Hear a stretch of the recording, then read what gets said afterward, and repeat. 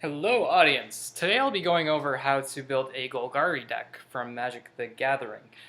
Some people found it really hard. I've come across people who just simply don't know how to build a Golgari deck.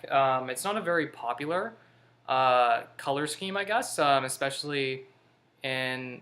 Well, I'm using the Returner Ravnica plus a couple of others. It's standard, but the standard that's going to phase out. It's just what I've been using, so I guess you can consider this modern as soon as this deck phases out entirely. But yeah, I'll just do a quick overview. I have all my cards on the floor here. Okay. So, this would be Viral's the Star-Striped. Scar-Striped, I think he's called. Got him recently, haven't utilized him to the best yet. Basically, all he does is he lets you scavenge creatures from the graveyard based on their mana cost. And like all trolls, he regenerates. I wish I could insert troll face on top of him. But he's fairly decent. I haven't really seen a lot of play of him.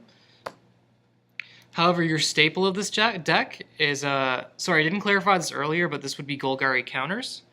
So your staple of this deck would be Corpshack Menace. I have about 4. What he does is if you were to place counters on anything, you'd get double the counters. So it works fairly well.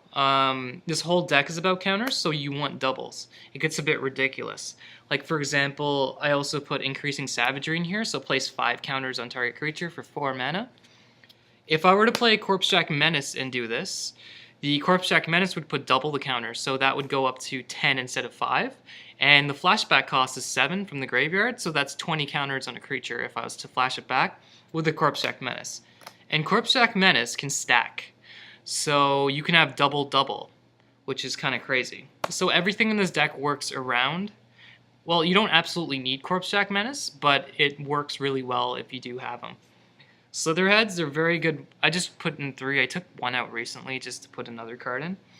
But Scavenge costs 0, and it's a 1 for a 1/1. So to get early scavengers, that's quite good. Champion of Lambholt. Actually, you have to read her ability. Creatures with power less than Champion of Lambholt's power can't block creatures you control. Whenever another creature enters the battlefield under your control, put a 1/1 counter on Champion of Lambholt. So with Corpshack Menace, if you put a creature onto play, she gets 2 counters instead, and your creatures start to become big and unblockable. So that's always good. Then there's Gyre Sage. So it has an evolve ability. It's a 1/2, and it gets 1 mana for each counter on it. So you can see where this is heading. If I put a Corpshack into play, it gets 2 counters. So mana ramp gets crazy with her. Say if you have a Corpshack and an Increasing Savagery out at the same time. Sorry, a Corpshack and Gyre Sage out at the same time, and then you play an Increasing Savagery, then she would get 10 counters. So that's 10 mana you can tap. So then you can tap that, and then you can flash it back for 20 counters, because she'll have 10 mana usable on top of her. And it just gets crazy from there, really. Desecration Demon, just a really good mid-game control card that makes people sack things, plus he's counter-based. So when you tap him for counters, if the person decides to sack their creature, you can just tap him for counters, and then he just gains counters. You can put more counters on top of him to make him more of a threat, but what I like to do with both Desecration and Gyre Sage is Burst of Strength. People do not see this as a good card, but I do. Here's the strategy with Desecration Demon. Say you're like, okay, I swing for 6, I'm declaring combat with Desecration Demon. The person can be like, okay, I want to tap it down and sack a creature. So what you do, so you put a counter on this, so it's a 7/7. As an instant, you drop your Burst of Strength. So in that case, it untaps, gets another counter, so now it's an 8/8, and then you swing for 8 damage. So they sacrifice the creature, and you have no drawbacks in that case. With Gyre Sage, you tap for mana, you use one of the mana to Burst of Strength it, get double the mana. So that's another thing you can do. Next is Arbor Elf. Very important in the beginning of the game. It just gives you mana ramps so you get your 4s and 3s out quickly. So that's always good. So Blessings of Nature. It's 4 counters and it has a miracle cost of 1. if you get it. So you just place 4 counters on any creature. If it's Corpse Jack, it's 8 counters. So it's just really good because it's a 1 cost for 4. Predator Ooze. Indestructible attacks. When it attacks, it gets 1 counter. When it kills something, it gets 1 counter. So it just builds up very slowly, but you can put counters on top of it and make it a non-removable creature unless it's exiled. So it's pretty good, I would think, and it's a good blocker. So the next would be Primordial Hydra. I have about 3 of these guys. Double the counters every round. You pump your mana, so Gyre Sage works well with this. And yep, anything that gains you mana. You can put more counters on top of it, like with increasing Savagery. But if you have a Corpse Jack out and a Primordial Hydra, then the counters double and then double again. I would think so.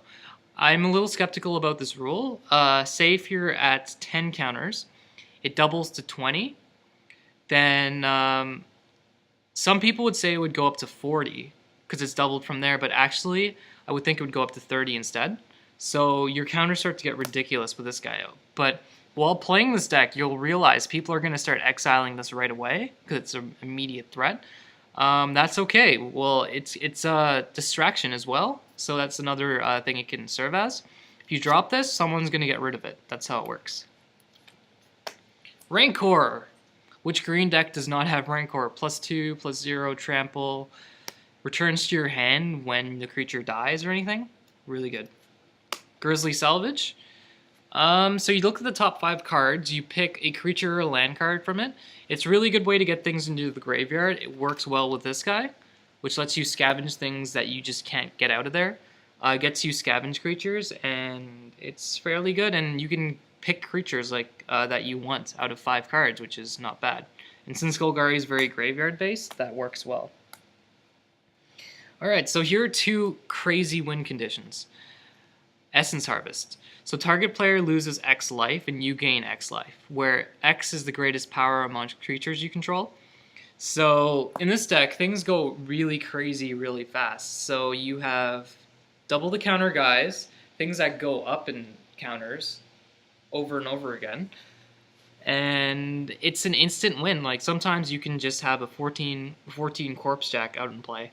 And then you can use Essence Harvest before you swing with it. So that's 14 damage to your opponent directly, and 14 life that you gain. So it gets you up in the standings. It's a really good game finisher, and I've won most of my games using it. The next would be Predator's Report. People do not like this card once again. I only run 1. You basically gain life equal to your power plus your toughness on a creature. So in a case with a Corpse Jack, you would gain, you'd add up your power plus your toughness. So if it's a 14-14, you earn 28 life. So you get up there in the standings, and you should not worry about getting damage dealt to you while you do your things, right? So it's a very good card to stabilize your game. So if you're losing and you have a big creature out, you can just gain life at the last second. Think of it like Thragtusk, but except that you're gaining life based on your creatures that you have in play. As a reminder, I do not have the actual dual lands. I only have these crappy Guild Gates. I never really invested into them, but that's okay. I'm looking to trade for Overgrown Tombs and things like that. So I have a bunch of forests, about 1, 2, 3, 4, 5, 6, 7, 8, 9, 10 forests. 1, 2, 3, 4, 5, 6, 7, 8, 9 swamps. The majority of things in this deck are actually forests. However, I have things like Gyre Sage, and I do need swamps because swamps are very important to get out things like Desecration Demon and some of my multicolored cards. So that is Golgari, the counters in a nutshell. Happy deck building, guys.